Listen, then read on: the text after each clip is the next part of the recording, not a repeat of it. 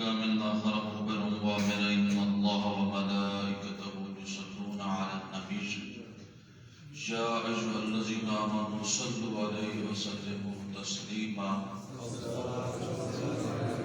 اللهم صل على سيدنا مولانا محمد وعلى ال سيدنا مولانا محمد مدد الجود والكرم وبارك وسلم عليه سبحان ربك سعد اللسان في كل خمرتي نهبي تعالي ساعات وبشطر نهبي فيك وصف وامتك سكرتي بين الموالي إلى آخره الصلاة والسلام عليك يا رسول الله وعلى آلك وصحبك يا سيدنا الصلاة والسلام عليك يا نبي الله وعلى آلك وصحبك يا سيدي يا رسول الله خالق کائنات رب لم یزل ولا یزال کی بارگاہ میں دعا ہے کہ اللہ رب العزت ہماری اس محفل پاک کو اپنی بارگاہ میں قبول و منظور فرمائے۔ آج اللہ کے فضل و کرم سے تیسرا درس ہے اور تیسرے درس کا عنوان تھا سیدہ کائنات حضرت سیدہ طیبہ طاہرہ مطہرہ فاطمہ الزہرا سلام اللہ علیہا، آپ کی سیرت پاک اور آپ کے فضائل کے بارے میں دوران خطبہ قرآن پاک کی ایک آیت مبارکہ کہ اللہ رب العزت کا ارشاد ہے کہ وَاعْتَصِمُوا بِحَبْلِ اللَّهِ وَلَا تَفَرَّقُوا، اب وَاعْتَصِمُوا بِحَبْلِ اللَّهِ جَمِيعًا وَلَا تَفَرَّقُوا کہ اللہ کی رسی کو مضبوطی کے ساتھ تھامو سارے اور تفرقے میں نہ پڑو۔ اب اللہ تبارک و تعالیٰ کی رسی کو مضبوطی سے تھامنا ہے اور اس کے بعد سارے کے اس میں تفرقوں میں نہ پڑو۔ یہ آیت ہر آدمی آج کل ہر جگہ پڑھتے ہیں اور کہا جاتا ہے کہ تفرقوں میں نہ پڑو، اور حقیقت یہ ہے کہ تفریق انسان کو کمزور کر دیتی ہے۔ تفرقوں میں پڑھنے سے انسان کمزور پڑ جاتا ہے، تو کیوں نہ خدا کی رسی کو بندہ تھامے، اور جب خدا کی رسی کو تھامے گا تو وہ بندہ کامیاب ہو جائے گا۔ اب اس سے بہت سارے مفسرین کرام رضوان اللہ تعالیٰ نے اور بہت سارے مفسرین نے اپنی اپنی رائے قائم فرمائی ہے کہ حبل اللہ سے کیا مراد ہے، یعنی اللہ کی رسی سے کیا مراد ہے کہ اللہ تعالیٰ جو فرماتا ہے کہ اللہ کی رسی کو تھامو، تو فرمایا کہ اللہ کی رسی سے مراد کیا ہے۔ تفسیر کبیر میں امام فخر الدین رازی رحمۃ اللہ علیہ فرماتے ہیں کہ اللہ کے محبوب علیہ السلام سے خود صحابہ نے پوچھا کہ یا رسول اللہ حبل اللہ سے کیا مراد ہے، یعنی اللہ کی رسی سے کیا مراد ہے، تو نبی علیہ السلام نے فرمایا اس سے مراد قرآن پاک ہے، یعنی اللہ کی رسی سے مراد قرآن پاک ہے۔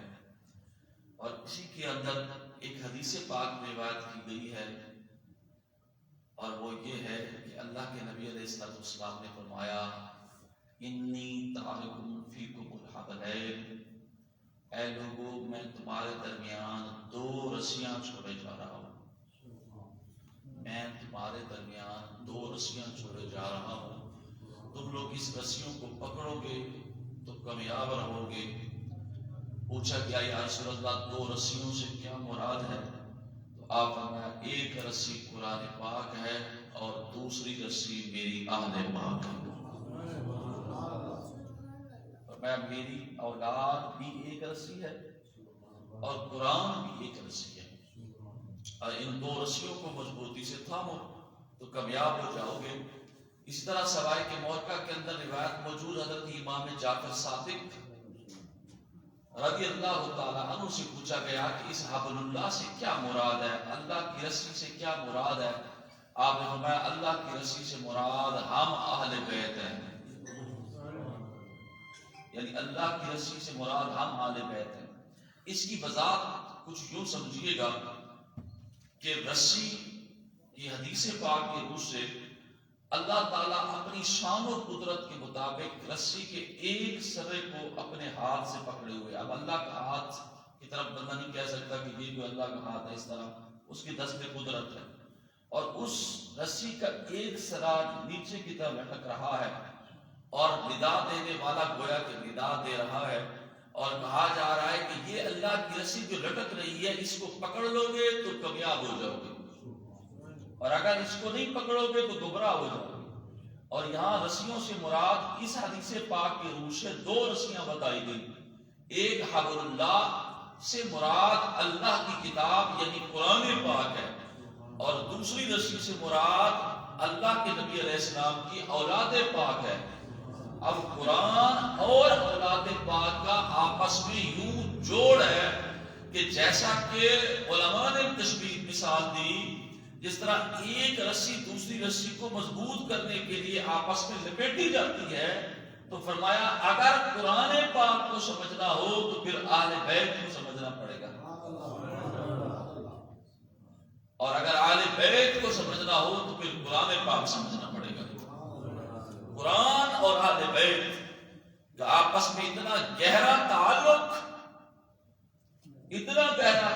کہ دونوں کو اللہ کی رسی کہا گیا، اور کیوں نہ ہو، کتنی بڑی بات ہے کہ ہمارے نبی پاک صلی اللہ تعالی علیہ وآلہ وسلم نے آپ نے تبلیغ فرمانے کے بعد بھی پھر فرمایا گیا اے معبود، انہوں لوگوں نے جو ارادہ کیا ہے، جیسا کہ مشہور روایت کے اندر، اور اس آیت کا شان نزول بھی یہ ہے کہ حضرت صحابہ نے عرض کی کہ اللہ کے نبی علیہ السلام ہمہ وقت ہمیں تبلیغ فرماتے رہتے ہیں، ہمہ وقت ہمارے کاموں میں لگے رہتے ہیں، آپ ہدایت کے راستے کے لیے ہمیں اللہ کی طرف بلا رہے ہوتے ہیں، آپ کا ذریعہ معاش بھی ہونا چاہیے، کیوں نہ ہم مل بیٹھ کے آپس میں طے کر کے کوئی ایسا وظیفہ مقرر کر دیں، ایسی کوئی چیز مقرر کر دیں کہ ہم اللہ کے نبی علیہ السلام کے لیے دے دیا کریں۔ ان میں سے مقرر کیا گیا حضرت آپ کے چچا پاک حضرت عباس کو کہ آپ جائیں اور رسول اللہ کی بارگاہ میں یہ عرض کریں کہ ہم میں سے تو کوئی یہ کہہ نہیں سکتا، آپ کہہ دیں کہ یا رسول اللہ آپ کا بظاہری طور پر کوئی ایسا ذریعہ ہے معاش کوئی نہیں، تو کیوں نہ ہم لوگ آپ کے لیے اکٹھا کر کے تھے آپ کو دے دیا کریں۔ تو قرآن نے کہا بابو قل لا اسألکم علیہ اجرا ان المودۃ فی القربى، اے محبوب آپ جو تم سے سوال کرنے آگے کہتے ہیں کہ آپ کے لیے وظیفہ مقرر کر دیں، تو محبوب ان سے کہہ دو میں تم سے اس چیز پر کوئی اجرت نہیں لیتا، کسی قسم کی کوئی اجرت نہیں دیتا، ہاں ایک بات ضرور کرتا ہوں کہ ان المودۃ فی القربى، کہ اب ایک ہی ہے اور وہ ہے میرا اس کا وظیفہ، یوں سمجھو اور یہ سمجھ لو کہ اس کی اجرت، اور وہ یہ ہے کہ تم میرے اہل بیت سے محبت کرو، میری اہل بیت سے محبت کرو، اہل بیت سے محبت۔ جس دن سے بندے میں انسانوں میں یہ بات تفریقاً آ گئی کہ وہ دین کو اہل بیت سے جدا کرنے لگے، سمجھ بیٹھے، اور دین کو اپنا طور پر سمجھنے کی کوشش کر کے یہ کہنے لگے کہ دین اور ہے اور اہل بیت کے نظام کچھ اور ہیں، اس دن سے خرابی آ گئی۔ اس آیت میں کہ واعتصموا بحبل اللہ کی تفسیر میں جیسے میں نے بیان کر دیا، اور دونوں اہل بیت اور قرآن کا آپس میں تعلق جوڑ دیا، تو معنی بنے گا جس نے صرف اہل بیت کو لیا وہ بھی کامیاب نہ ہوا، جس نے صرف قرآن کو پکڑا وہ بھی کامیاب نہ ہوا، جس نے قرآن کو بھی پکڑا اور اہل بیت کا دامن کو بھی پکڑا وہ کامیاب ہو گیا۔ نعرہ تکبیر، نعرہ تکبیر، تاجدار ختم نبوت زندہ باد، نعرہ تکبیر۔ اب ہمیں دیکھیں کہ اس کی صورت کے اندر کہ ہمیں حکم دیا گیا کہ اہل بیت سے محبت کریں، کس سے محبت کریں ہم لوگ؟ کتنے بڑی بات ہے، قرآن کی نص ہے یہ، قل لا اسألکم، نص نہیں، قل لا اسألکم علیہ اجرا، محبوب قل ان کو کہو لا اسألکم، میں تم سے سوال نہیں کرتا اجرا، اس اجرت پہ کوئی بھی اجر تم سے نہیں، کیونکہ میرا اجر اللہ کی ذات پہ، میرا اجر اس کا اللہ کی ذات پہ، تم سے صرف ہے اللہ ایک چیز کا مطالبہ کرتا ہوں سوائے اس کے کہ جو میرے قریبی ہیں ان سے محبت کرو، اور وہ آل بیت ہے، اور آل بیت سے محبت کا اسی لیے کہا گیا کیونکہ آل بیت سے محبت کون کس طرح کی ہوتی تھی۔ اللہ کے نبی علیہ السلام سیدہ ام المؤمنین حضرت عائشہ صدیقہ رضی اللہ تعالیٰ عنہ کہتی ہیں کہ تمام اہل بیت میں سے نبی پاک صلی اللہ علیہ وسلم کو جو سب سے زیادہ پیاری تھی وہ آپ کی بیٹی پاک تھی. یعنی ساری اہل بیت میں سے جو سیدہ پاک آپ کو، یعنی ساری اہل بیت میں سے جو رسول صلی اللہ علیہ وسلم کو سب سے زیادہ دل سے محبت تھی وہ آپ کی اپنی بیٹی سیدہ پاک تھی. اچھا، اگر ہم لوگ موضوع اس لیے کہتے ہیں کہ اگر ہم لوگ ان کو موضوع نہ بنائیں تو ہماری زندگی بھی نہیں چل سکتی. مثلا کسی چیز کو سمجھنے کے لیے آپ ڈائریکٹ سیدھا قرآن پاک کے اندر، قرآن میں احکامات تو ہیں لیکن احکامات کا حکم بھی ہے، ان کا پریکٹیکل کر کے طریقہ کار جو بتایا گیا وہ تو یا تو میرے نبی علیہ السلام نے کیا ہے یا بعد میں آنے والے جس کو اللہ کے نبی نے جس طرح کا حکم دیا اس طرح کیا ہے. بخاری شریف کے اور دیگر سیاست اس کے اندر صحیح متفق علیہ حدیث ہے. کسی نے پوچھا تھا حضرت عائشہ سے، یہ بتائیں کہ قرآن میں کیا ہے، کیا ہے قرآن پاک میں کیا ہے؟ آپ فرمایا میرے نبی علیہ السلام کو دیکھ لو. اللہ کے نبی علیہ السلام کو، یعنی میرے محبوب علیہ السلام کو دیکھو. جو کچھ قرآن میں ہے اگر سمجھنا چاہتے ہو تو میرے نبی علیہ السلام کی سیرت پاک کو دیکھو. جو میرے نبی علیہ السلام کی سیرت پاک ہے بیانی وہی قرآن پاک ہے. پوچھا گیا کہ سیدہ سیرت رسول اللہ کی کیا ہے، یعنی اللہ کے نبی علیہ السلام کیسے چلتے، کیسے پیتے، کیسے کھاتے، سرکار نے زندگی کیسے گزاری، آپ کے معمولات کیسے ہیں. انہوں نے کہا پھر قرآن میں غور کرو. قرآن کو سمجھنے کے لیے رسول اللہ کی زندگی کو دیکھو، اور رسول اللہ کی زندگی اور سیرت کو دیکھنے کے لیے قرآن کو دیکھو. اور اللہ کے نبی علیہ السلام کے بظاہر دنیا سے رخصت ہونے کے بعد، وصال فرمانے کے بعد، پھر جب حضرت عائشہ سے پوچھا گیا کہ اے عائشہ ہمیں بتائیں کہ رسول اللہ صلی اللہ تعالی علیہ وسلم کی سیرت پاک کیسی تھی. آپ فرمایا رسول اللہ کی بیٹی کو دیکھ لو. اللہ کے نبی علیہ السلام کی بیٹی کو دیکھ لو. ایک بڑی پیاری سی روایت بھی مشہور ہے اور اللہ کے نبی علیہ السلام حضرت اس نے حاکم کی معلومات اس کو روایت کیا ہے. روایت ہے سیدہ عائشہ فرماتی ہیں کہ سرکار دو عالم صلی اللہ علیہ وسلم کے پاس میں بیٹھی ہوئی تھی کہ اتنے میں سیدہ حضرت فاطمہ الزہرا آپ کی بیٹی پاک تشریف لائیں. سیدہ کائنات جیسی آپ آئیں، آپ فرمانے لگی آپ کا چلنا ایسا تھا گویا کہ رسول اللہ چل رہے ہیں. یہ حضرت عائشہ کے الفاظ ہیں. فرمایا رسول اللہ کی بیٹی چلتی ہی ایسی تھی جیسے رسول اللہ چل رہے ہیں. اچھا کیسے؟ بلکہ بعض اوقات امہات المومنین کہتی ہیں ہمیں تو یہ کبھی کبھی یہ شبہ پڑ جاتا تھا کہ اگر ہم دیکھ نہ پاتی کہ کون آ رہا ہے تو ہمیں لگتا تھا رسول اللہ خود تشریف لے آئے ہیں.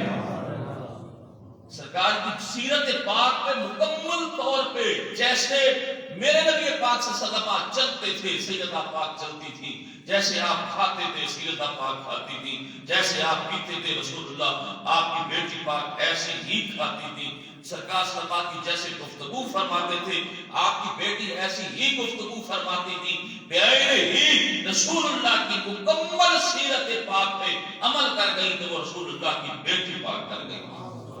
اسی لیے آپ فرمائیں کہنا، عربی زبان میں کہنا تشبیہ کے لیے آتا ہے، یعنی گویا کہ مشیت رسول اللہ صلی اللہ علیہ وسلم، مشیت یعنی چلنے کو. فرمایا جیسے آپ میں بیٹھی ہوئی تھی سرکار کے پاس اور آپ چل کے جب آئیں تو مجھے لگا گویا کہ رسول اللہ چل کے آ گئے. سرکار صلی اللہ علیہ وسلم کے ساتھ آ کے بالکل بیٹھ گئے. بیٹیوں سے ویسے باپ کو پیار ہوتا ہے اور یہ باپ کا پیار بیٹیوں سے اور بیٹیوں کا پیار باپ سے یہ بھی ہمیں سیدہ پاک کی سیرت سے ملا ہے. میرے نبی علیہ السلام نے کیا پیار کیا اپنی بیٹی پاک سے. کئی روایتوں کے اندر موجود ہے کہ جب سیدہ پاک تشریف لاتی تو میرے نبی علیہ السلام کھڑے ہو جایا کرتے تھے اپنی بیٹی کے لیے. آج یہ ایک عزت افزائی کی تھی. بولو کہ اس دور کی بات ہے جس دور میں بیٹی کو برا سمجھا جاتا تھا.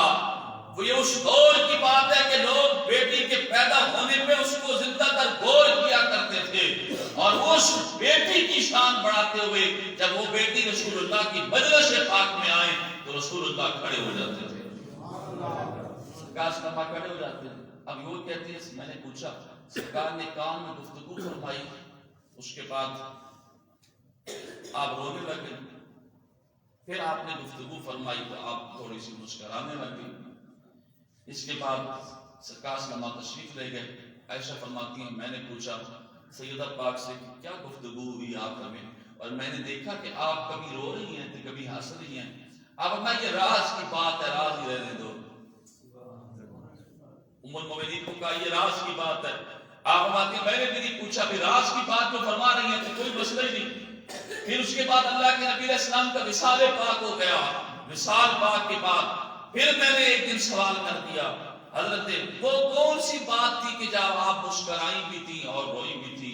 فرمایا میں روئی اس لیے تھی کہ میرے پاس سرکار دو عالم صلی اللہ علیہ وسلم نے مجھے فرمایا تھا بیٹی جبرائیل ہر سال ایک بار آتا ہے میرے پاس قرآن کا دور کرنے، اس بار جبرائیل میرے پاس 2 مرتبہ قرآن پاک کا دور کرنے آیا ہے۔ رمضان شریف میں دور کیا کرتے تھے، میں نے بتایا تھا۔ اس سے اشارہ یہ ہے کہ اجل قریب ہے، جب یعنی رسول اللہ کا زیر دنیا سے رخصت ہونا قریب ہے۔ اور میں بیٹی نے جب یہ سنا، بیٹی کو کسی بھی بیٹی کو، ہر بیٹی کسی بھی بیٹی کو جب یہ پتا چلتا ہے کہ باپ کے وصال کا وقت آیا کہ اس پر کیا بولے گی، روئے گی کہ نہیں روئے گی؟ لیکن یہاں بیٹی بھی عظیم اور پھر وصال پاک بھی عظیم ہے، اور وہ بھی اللہ کے نبی علیہ السلام کا وصال ہے۔ پھر آپ کا رونا تو آیا تھا آپ کو، میں کبھی اس لیے رو پڑی تھی۔ پھر تھوڑی دیر بعد آپ کے چہرے پہ خوشی کیوں آئی؟ آپ نے فرمایا تھا بیٹی کیا تو اس پہ راضی نہیں کہ اللہ نے تجھے ساری عورتوں کا سردار بنا دیا ہے؟ کیا تو اس پہ راضی نہیں کہ اللہ نے تمہیں عالمین کی تمام عورتوں کا سردار بنایا، اور تمہارے بیٹوں کو اللہ نے تمام جوانوں کا سردار بنا دیا؟ اور دوسرا فرمایا کیا اس پہ تم راضی نہیں کہ سب سے پہلے جس کی ملاقات ہوگی وہ آپ ہی ہوگی؟ اللہ اللہ اللہ اکبر۔ بس لوگ اس پہ اگر ہم تشریح کریں نا، اشارہ دیا گیا تھا رسول اللہ کے وصال کی طرف، جدائی کی طرف، تو آپ رو پڑی۔ لیکن جب اپنی وصال کی طرف آئی بات کہ اے فاطمہ تو نے مجھے آ کے جلدی ملنا، یعنی تیرا وصال جلدی ہو جائے گا، تو پھر آپ کے چہرے پہ خوشی آئی، کیونکہ اور نہیں تو قبر میں رسول اللہ کو دیکھ لوں گی، میں اپنے باپ سے جلدی ملاقات کر لوں گی، سرکار مجھ سے جلدی سے ملاقات جس کی ہوگی وہ ہوگی۔ اسی لیے پتا میرے چہرے پہ خوشی آ گئی۔ سیدہ پاک کے بارے میں بہت ساری ایسی روایات ہیں۔ آپ بیٹیاں سرکار سلمہ کی 4 بیٹیاں تھیں۔ آپ سلمہ کتنی بیٹیاں تھیں؟ ان میں آپ سلمہ کی جو بیٹی سیدہ پاک ہیں، یہ اللہ کے نبی علیہ السلام کی بہت ساری روایات کے مطابق میں سے ایک روایت صحیح یہ بھی ہے کہ آپ کی 35 سال اس وقت عمر پاک تھی جب آپ کی پیدائش ہوئی سیدہ کی، سرکار کی 35۔ اس وقت کعبہ شریف کی تعمیر ہوئی تھی۔ یہ حضرت عباس رضی اللہ عنہ سرکار کے چچا ہیں۔ ایک دن کہتے ہیں میں سرکار سلمہ کے وصال کی بات ہے، یا اس طرح میں حضرت علی اور حضرت سیدہ فاطمہ کے گھر گیا، تو جب میں وہاں گیا تو ظاہر بات ہے علی کی بھی چچا ہیں آپ کہتے ہیں علی اور فاطمہ میں یہ تکرار ہو رہا تھا کہ میں بڑی ہوں عمر میں یا آپ بڑے ہیں، یعنی آپس میں عمر میں جیسے ہو جاتا ہے کہ کتنے سال کا فرق ہے آپس میں۔ تو میں نے وہاں جا کے کہا تھا اے بیٹی تو جب پیدا ہوئی تھی اس وقت کعبہ شریف کی تعمیر ہو رہی تھی۔ کعبہ شریف کی کعبہ شریف مختلف جگہوں پہ پڑا، اس کی بھی میں کبھی وضاحت کروں گا کہ تعمیر کعبہ میں سے تعمیر کعبہ بھی ہوا جب کسی عورت نے کعبہ شریف کو کسی وجہ سے کعبہ شریف کو دریافت کو آگ لگی، پھر جل گیا کعبہ شریف کو، پھر جو مشرکین مکہ تھے وہاں کے سارے سرداروں نے کہا کہ کیوں نہ کعبے کی دوبارہ تعمیر کی جائے۔ پھر اس کے بعد یہ جو حتیم پر موجود ہے یہ اس وقت موجود ہے، ورنہ حتیم کعبے کے اندر شمار ہوتا تھا پہلے دیوار ابراہیم پر۔ اب اس وقت جب کعبے کی تعمیر ہونے لگی تو اس وقت میرے نبی علیہ السلام نے اعلان نبوت سے 5 سال پہلے، یعنی آپ کی عمر مبارک 35 سال تھی، اس وقت یہ کعبے کی تعمیر ہوئی اور آپ نے بھی اس کعبے کی تعمیر میں حصہ لیا تھا۔ اس وقت سیدہ پاک کی پیدائش ہوئی اور علی المرتضیٰ کو کہا گیا کہ آپ ان سے چند سال پہلے پیدا ہوئے، یعنی سیدہ پاک سے چند سال پہلے، چند سال عمر میں بڑے ہیں آپ، اسی لیے تو آپس کی اس بارے میں بات آ رہی تھی۔ تو تو سرکار صلی کی بیٹی کا، اور یہ کن کی بیٹی ہیں؟ یہ سرکار کی زوجہ مبارکہ، آپ کی تقریباً ساری اولاد سیدہ طیبہ طاہرہ حضرت سیدہ خدیجہ الکبریٰ سے ہوتی ہے۔ اللہ، یہ رسول صلی اللہ علیہ وسلم کی وہ زوجہ مبارکہ ہیں۔ اللہ اکبر۔ حضرت عائشہ صدیقہ سے پوچھو تو امہات المومنین کا تذکرہ، اور یہ ہم لوگ اپنی گھر والوں کو جا کے سنائیں نا، گھر والیوں کو، کہ سرکار کی بیویاں آپس میں رہتی کیسی تھیں، اور ان کا پیار محبت تھا، اور آپ کی بیٹیوں کا کیا اور کیا تعلق تھا۔ سیدہ عائشہ فرمایا کرتی تھی جب بھی کبھی بھی ذکر ہوتا تو میں نے کبھی کسی بھی عورت کا اتنا تذکرہ سنتا رسول اللہ کی زبانی نہیں سنا اتنا سیدہ خدیجہ الکبریٰ کا سنا کرتا۔ یہ اشراف ہے، اس دور کی اشراف آپ میں سے تھی، اور امیر ترین عورتوں میں سے تھی۔ انہوں نے سب کچھ اسلام پہ قربان کر دیا، سب کچھ اسلام پہ قربان کر دیا۔ اور اللہ کے نبی علیہ السلام کو اس دن، اس سال، آپ کو اس کو عام حزن بھی کہا جاتا ہے۔ ایک تو آپ کے چچا پاک کا وصال ہوا، اور ایک آپ سیدہ خدیجہ الکبریٰ کا وصال ہوا اس سال کو۔ تو حضرت سیدہ پاک سیدہ خدیجہ الکبریٰ کی شان میں سے ایک شان یہ ہے، ایک روایت کے اندر موجود ہے کہ سیدہ پاک کو سرکار صلی اللہ علیہ وسلم جب خود اپنے ہاتھ مبارک سے قبر میں، یعنی حضرت خدیجہ الکبریٰ اپنی بیوی کو اپنے ہاتھ مبارک سے خود قبر میں رکھنے لگے، تو آپ نے اس وقت کیونکہ جنازہ مشروع نہیں ہوا تھا، جنازے کا حکم نہیں آیا تھا، آپ نے تدفین فرمائی، تو آپ کے چہرے مبارک میں تغیر آیا۔ تو صحابہ نے عرض کی کہ یا رسول اللہ آپ کے چہرے مبارک میں تغیر کیوں آیا ہے؟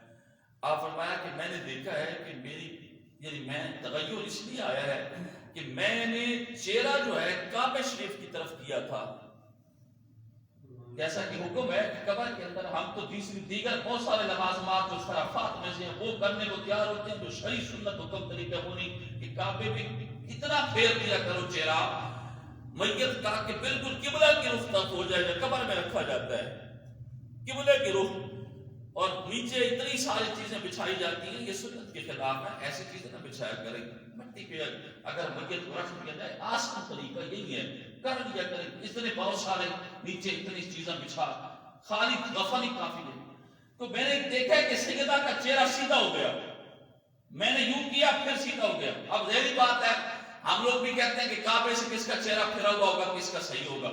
سرکار بات ہے میں نے چہرہ کیا ہوتا پھر ایسے ہوا، کیونکہ آپ قبر پہ کھڑے ہوئے تھے۔ تو وہ آپ نے فرمایا مجھے فرشتوں نے کہا کہ اللہ تعالیٰ فرماتا ہے، اللہ تعالیٰ کی طرف سے سرکار فرماتے ہیں اللہ کی طرف سے حکم ہوا کہ اللہ کو حیا آ گئی کہ حضرت سیدہ پاک کا چہرہ مٹی کے ساتھ لگے، اللہ نے حکم دیا اس کا چہرہ سیدھا کر دو،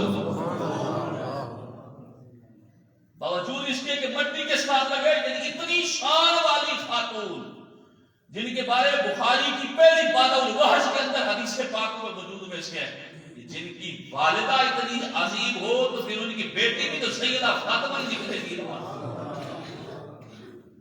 اب ماں فوت کو وصال فرما دی، پیچھے بچیاں بچ گئی، ان میں سے سیدہ پاک نے جس طرح سے زندگی پائی، تربیت پائی سرکار صلی کی۔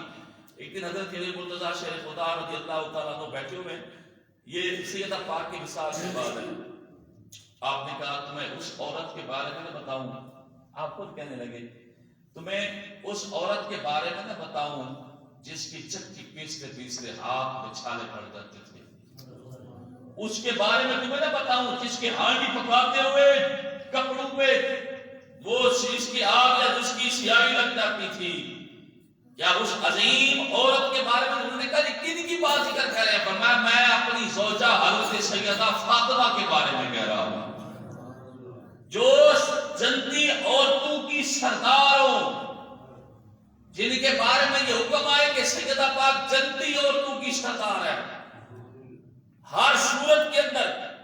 جیسے وہ ماں بن کے انہوں نے دکھایا، تربیت پائی تو حضرت حسن اور حسین ہوئے، اور ایسی تربیت کے سیدہ سردار بنا کے، اور پھر ان کی تربیت کیسی فرمائی، اور زوجہ بن کے رہی تو پھر کیسی زوجیت عطا کی۔ حکم احکامات میں سے کیا عطا کی کہ سیدہ پاک نے حضرت علی مرتضیٰ کی کتنے تابعداری کی ہے پھر، لیکن اللہ کے نبی علیہ السلام کو بہت زیادہ محبت اور پیار تھی۔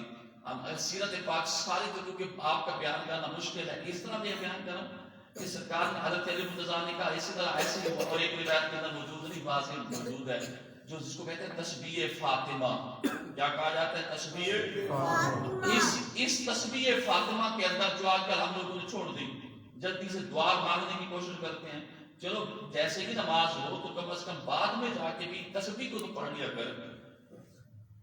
33 مرتبہ سبحان اللہ، 33 مرتبہ الحمدللہ، 34 بار اللہ اکبر، اور ایک روایت میں 34 بار سبحان اللہ اور 33 بار یعنی اللہ اکبر اور الحمدللہ. بڑی آسان سی تسبیح، اس کو تسبیح فاطمہ کہتے ہیں. اس کا یہ ہے کہ ایک دن علی مرتضیٰ آ کے کہتے ہیں اے فاطمہ، عربی زبان میں لفظ فاطمہ کا معنی ہوتا ہے آزادی. آپ کا نام اسی لیے رکھا گیا تھا کہ اللہ نے آپ کو پیدا ہوتے ہی جہنم کی آگ سے آزاد فرما دیا تھا. اور بعض علماء نے لکھا کہ اس سے مراد ہے آپ اور آپ کی اولاد پاک کو اللہ نے عرش جہنم کی آگ سے آزاد کیا، اسی لیے آپ کو فاطمہ کہا گیا. نام کا کیونکہ ویسے اثر ہے، سرکار نے مجھے اس کا نام رکھا. اب دیکھیں نام اللہ تعالیٰ کی طرف سے ایک یہ بھی سنیے گا، کسی کے دل پہ ارقا کر دی جاتی ہے، ڈال دیا جاتا ہے کہ تم اچھا، اسی لیے سرکار اچھے نام رکھا کرتے تھے، برے ناموں کو بدل دیا کرتے تھے. فاطمہ نام آپ نے خود رکھا ہے اپنی بیٹی کا. ویسے القبات میں بطول بھی کہا جاتا ہے، زہرا بھی کہا جاتا ہے، طیبہ، عتیقہ. اچھا آپ نے کہا کہ آپ آئے نا، آپ نے قبائل غنیمت میں سے بہت سارے غلام آ گئے تھے، لونڈیاں آ گئی. اے فاطمہ جائیں، ہم بھی جاتے ہیں، تم بھی جاؤ، رسول صلی اللہ علیہ وسلم سے جا کے کہو کوئی غلام دے دے، میں تو پانی لا لا کے تھک گیا. کہ آپ چکی پیس پیس کے تھک نہیں، آپ کی یہ حالت پاک ہے کہ آپ کے ہاتھوں پہ چھالے پڑ جاتے ہیں. انہوں نے کہا چلتے ہیں، لیکن اب اس میں حیا آ رہی تھی کہ سرکار سے کہیں کیسے. یہ تربیت ہے، اولاد ہو کے، شادی شدہ ہو کے، اور اس کے باوجود بھی یہ حیا آ رہی ہے کہ باپ سے مطالبہ کیسے کریں. گئی واپس آ گئی، گئی ہیں واپس آ گئی. علی نے کہا گئی نہیں، گئی تھی لیکن مانگا نہیں. اب میں کیوں نہیں مانگا؟ اسی لیے کہ حیا آ گئی. چلو اکٹھے چلتے ہیں. حضرت علی مرتضیٰ اور پھر ایک دوسرے دونوں اکٹھے چلے گئے بیٹھے، کسی کی زبان پہ کوئی بات نہ آئی. یہ گفتگو کر کے خاموش ہو کے پھر واپس آ گئے. آگے گھر میں کہتے ہیں چلو کام جاری رکھتے ہیں، کیونکہ حیا آ گئی ہے، کسی سرکار سے کیسے طلب کرے. نہ علی نے مانگا نہ سیدہ فاطمہ نے مانگا. جب ظاہری بات ہے ایک دو مرتبہ آنے کو رسول صلی اللہ علیہ وسلم نے جانچ لیا. آپ روایت میں خود تشریف لے گئے گھر. آپ نے کہا سن بیٹی کس وجہ سے آنا ہوا؟ علی آپ بھی آئے تھے. سارا اپنا مدعا ثابت کیا. تو میرے نبی علیہ السلام نے فرمایا بیٹی غلام بھی ہے، اس کو غلام بھی دے سکتا ہوں میں، لونڈیاں بھی آئی ہوئی ہیں، لیکن میرا یہ کہنا ہے کہ ان غلاموں کو بیچ کے جو نئے نئے مسلمان ہوئے ہیں ان پہ خرچ کر دیا جائے، سب کو باقیوں کو دے دیا جائے. اور بیٹی تمہیں کیوں نہ ایک ایسا عمل بتاؤں، اگر آپ عمل کریں اس عمل کی وجہ سے ایک تو جنت ملے گی، باقی کام میں آسانی ہو جائے گی، ساری تھکاوٹ ہی دور ہو جائے گی. میں تشبیہ بتا رہا ہوں. اب یہ سردار ہے رسول صلی اللہ علیہ وسلم، اختیارات کلیہ رکھتے ہوئے بھی سب کچھ دے سکتے تھے، لیکن کتنی پیاری بیٹی کی تربیت کی. کیا معاشرے میں آج ہم لوگ بیٹیوں کی تربیت نہیں کر سکتے؟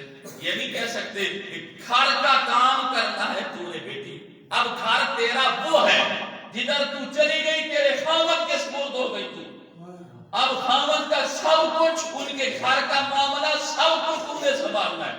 ہم نے پہلے یہ کہہ دیتے ہیں بے خیال کیجیے گا، یہ تو تمہیں نوکرانی بنا کے رکھا ہوا اس نے، تم گھر کے کام کرو گی پھر کیا ہوگا، تم یہ کرو گی. جیسے آج کل دوسرا زمانہ آ گیا کہ گھر کے کام بھی ویسے جیسے دور حاضر میں آپ سب لوگ جانتے ہیں کہ اشتہارات بھی لگا دیا جاتے، گھر خاوند کام خود کرے، سب کچھ ہم کام کرنے کے لیے آئی ہیں. گھر سے تربیت میرے نبی علیہ السلام بھی فرما سکتے تھے، لونڈیاں بھی دے سکتے تھے، غلام بھی دے سکتے تھے. یہاں تک کہ ایسا بھی ہے پتہ ہے، ایک صحابی رسول کہتے ہیں کہ مجھے سرکار نے بھیجا جاؤ میری آل بیت میں سے کسی کو بلا کے آؤ. یہ سوائے کے موقع کے اندر بھی غالباً موجود ہے روایت. وہ گئے، کہتے ہیں میں گیا تو وہاں چکی چل رہی تھی، چکی چلانے والا کوئی نہیں تھا. میں حیران ہو گیا کہ گھر کے اندر چکی چل رہی ہے، چکی چلانے والا کوئی نہیں، عجیب سی بات ہے. واپس آ کے کہتا ہوں یا رسول اللہ صلی اللہ علیہ وسلم میں نے تو عجیب واقعہ دیکھا، گھر میں تو کوئی نہیں تھا، علی کے گھر میں چکی چل رہی ہے، تو میں سن لو اللہ نے فرشتوں کی ڈیوٹی لگائی ہے کہ جا کے میرے اہل بیت کے گھروں میں کام کر کے آئے۔ اگر وہاں اس حد تک شان والے لوگ ہیں لیکن تشریفات کام کرنے کی خود ترتیب دی میرے نبی علیہ السلام نے، اب ہمیں فاطمہ کو یہ کام بھی کیا کر، یہ بھی کیا کر۔